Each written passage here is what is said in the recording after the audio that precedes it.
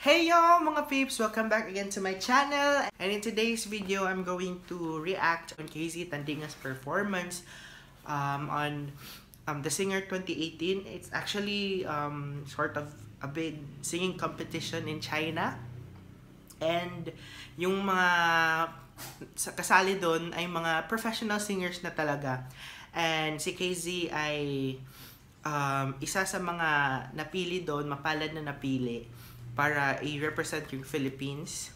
Actually, yung ibang singers are from China, and then one of the international singer na kasali din is si Jessie J.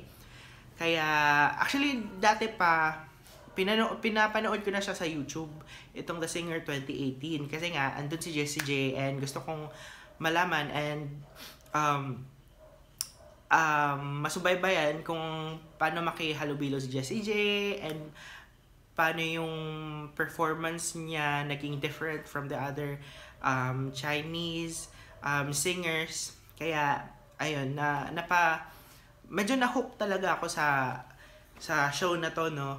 And mas lalo pa ako na-hook nung parang may hint na may Filipino singer na makakasali sa episode 5 ng show. And dun sa Twitter ni KZ, I think parang may binigay na siya na clue na parang she said na parang it scared the heck out of her, parang ganon. So parang naging kumalat din yun sa YouTube, and ngayon nga confirmed na nga and nag-perform na siya sa episode 5 ng The Singer 2018. Kaya ito yung ipapakita ko sa inyo. Well, ang gusto ko lang sabihin is grabe, super ganda na performance si KZ. Hindi siya nagpalamon sa mga international singers ng China, and of course kay Jessie J. In fact, pag napanood niyo yung buong episode, hintayin niyo lang sa YouTube, magpo-post sila. In-announce doon sa end ng show, in-announce na si KZ yung naging number 1. Si Jessie J nag-rank 2nd, and then yung bagong singer na number 1 ng episode 4 ay naging 3rd placer. Kaya naman super happy, medyo naiyak pa nga ako kasi sobrang nakaka-proud lang talaga na a Filipino singer parang nag-stand out sa mga well-renowned singers din all over the world, no? Sana mag-enjoy kayo, and sana maging proud din kayo kay KZ Tandingan, and maging proud kayo kung gaano kagaling ang Filipinos when it comes to singing, no? So, no further ado, here's the video. Hope you guys enjoy. And please don't forget to like this video if nagustuhan nyo. Share this video para mapanood din ng iba yung galing ng Filipino. And don't forget to subscribe and hit the notification bell para maging updated kayo sa mga susunod ko pang uploads. Thank you. Enjoy! 让我们欢迎接着下来的这位歌手带来的 Rolling in the... Ang ganda nito. Gusto ko yun. Tsaka yung host, guys. Ayan si Jessie.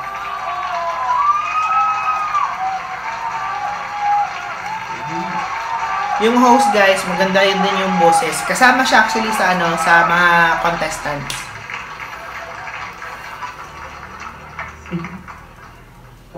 Parang kinakabahan siya.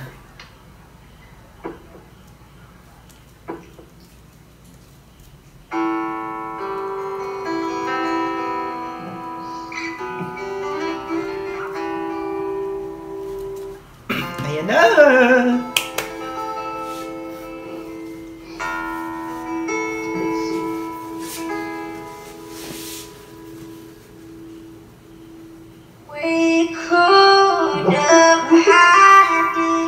Ginawa niya yung yung signature na niya.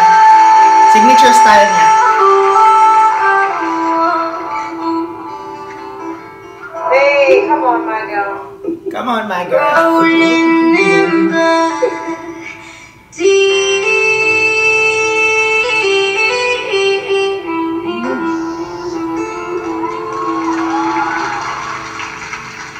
You had my heart. Yes! Yun! Napabilib sila. Sila yung parang panel din, guys. Panel na nag-a-assess and nag-observe din.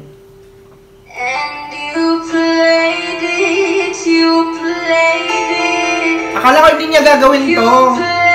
Yung parang auto-tune na effect. But luckily, ginawa niya.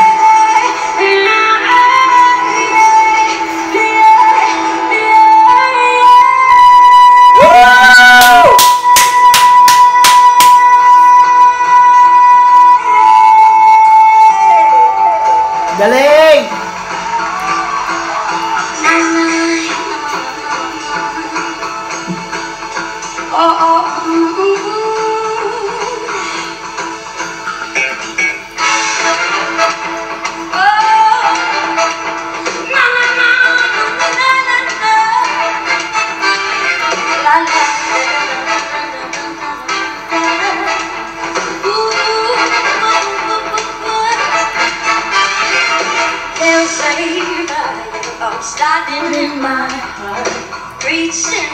Ganun yung video.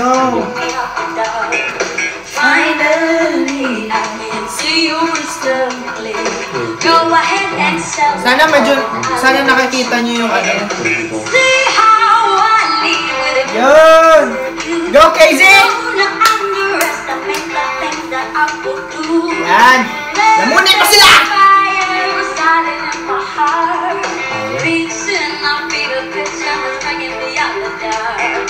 Yan! Stars of your look remind me of us, and they keep me thinking that we almost had it all. The stars of your love, they leave me breathless. I can't help it. Napapatulalas na. We could have had it all. The flip of hair, guys, with the flip.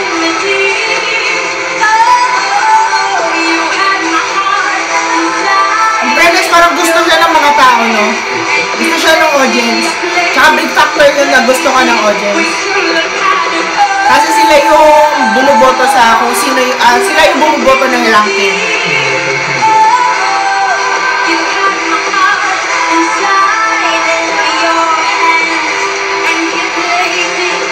Sana mag-rock siya. Ayun! Yung Tagalog niya na rap to, guys.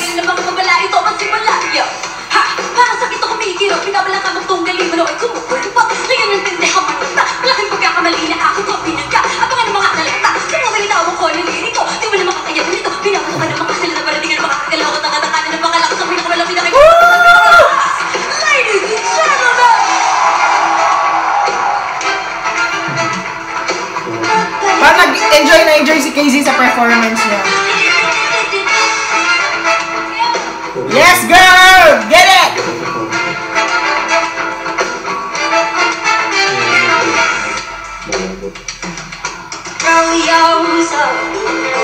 every open door. Count your blessings when you look. Time my soul. Yes! You made me back in kind of reaches. Watch your soul. Wake up, head up.